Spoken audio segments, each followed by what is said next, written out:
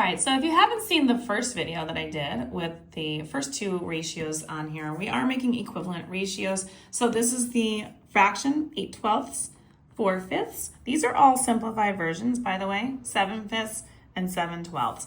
So what we're gonna do is we're gonna put our numerators up in the top numbers, and in the boxes on the bottom, we're gonna put our denominators. Now, equivalent fractions just mean, or equivalent ratios, just mean that you are maybe making it bigger by a certain number, multiplying it by a certain number to make it bigger, or you could be dividing it and making it a smaller portion. Now, these ones, it doesn't tell us we can do anything we really want. We're just gonna make it nice and easy. We're gonna multiply times 2 and then times 3, and both the numerators and the denominators to get our answers. So let's get started. 8 times 2 would give me 16.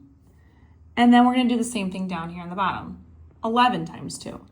So whatever you do to the top, you gotta do to the bottom as well. So that is an equivalent to this. Now let's do 8 times 3. 8 times 3 will be 24. But then I also have to do 11 times 3, and then that's gonna give me 33. So this fraction would be, or ratio would be 24/33. Go ahead and we'll do the second one. 4 times 2 would give me 8. And if I do it times 2 there, equivalently, I need to multiply it times 2 down on the bottom. That's gonna give me 8/10.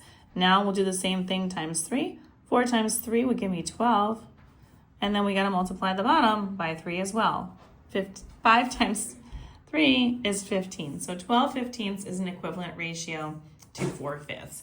Going on over to those last couple, we have 7, we'll do times 2 again. Again, we could change this up. I'll actually change it up a little bit instead of doing 2s and 3s. 7 times 2 would give me 14. And then I do 5 times 2, which would give me 10. Now, if I wanted to multiply this by a bigger number, like let's say 7 times 5, 7 times 5 is gonna give me 35. But then I have to multiply the bottom by 5. So 5 times 5 would be 25. So this is an equivalent ratio, 35/25 to this. I just changed up the numbers. It's not telling me what to do, so we're just gonna change it up a little bit.